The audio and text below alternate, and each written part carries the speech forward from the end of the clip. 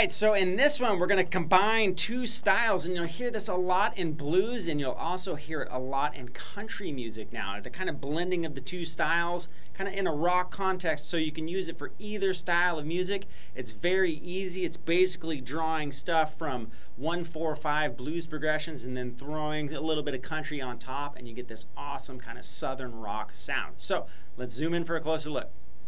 Alright, so let's break this down really quick. We're going to use our first finger to make an A chord, and we're just going to really be concentrating on the D and the G string. Now with our third finger, our ring finger, we're going to come in onto the D string 4th fret. So we're going to have... Now it's important when you put that ring finger down, you want to hear the note below it. Okay, now the next thing that we're going to do is we're going to apply some palm muting. And all you have to do to palm mute is to take this part of your palm, right? And if you've got an acoustic, set it right in front of this white part on your guitar. You're going to put just a little bit of pressure down there so you can still hear the note. It has a little bit of sustain, but it's drastically cut down from. And the reason you want to use this technique is it really tightens things up, right? It really creates a real strong, tight groove instead of going. Now you can go. Right? Very bluesy, very modern country sounding. So what we're going to do is we're going to take an easy pattern, and it's going to go like this. Here's the first part. Okay, now what I did was I did 2 downstrokes on the A, and then I'm going to put that finger down, and that's going to complete a cycle. So we got, right? So you can get comfortable with just doing that.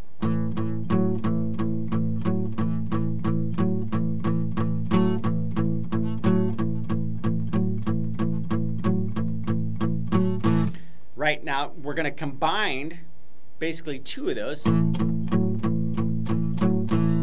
Right, so that's 1, 2, and then we're going to do the second part of it. So let's get that whole first part together really slowly.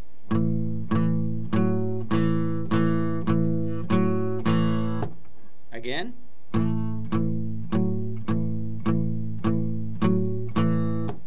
And one more time.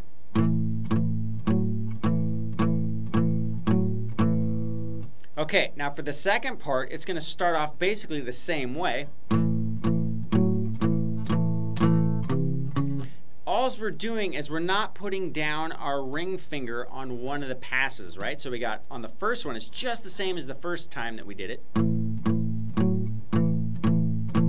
And then I'm going to do the next pass without putting down my ring finger. So 1, 2, 3, right? And then it would be here and then up. We're going to skip that. So it's.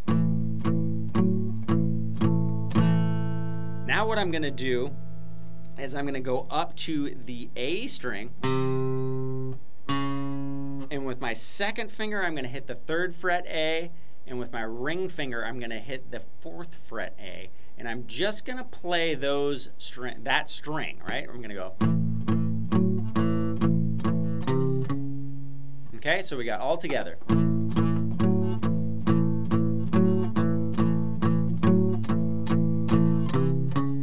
And then I'm going to go back to what we did in the beginning. And now what I'm going to do is I'm going to go to a D chord and then to a G chord. I'm just going to do the rock and roll G, right? So I can keep my ring finger where it's at when I do that D. And I'm not playing the whole D chord. I'm really just hitting the D, G, and B. And then I'm going to take my second finger up to the 3rd fret of the E.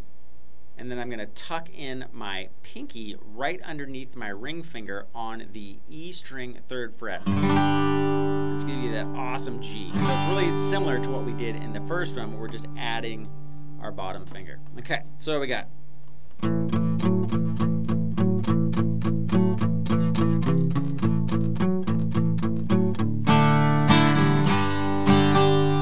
So I'm just going down, down,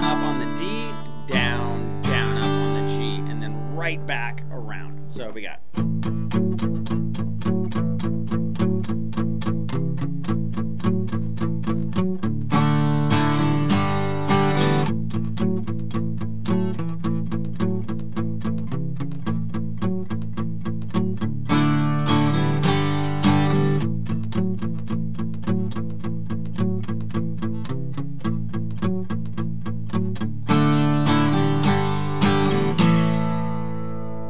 Right, now you can do tons of variations and experiment and add this in different times.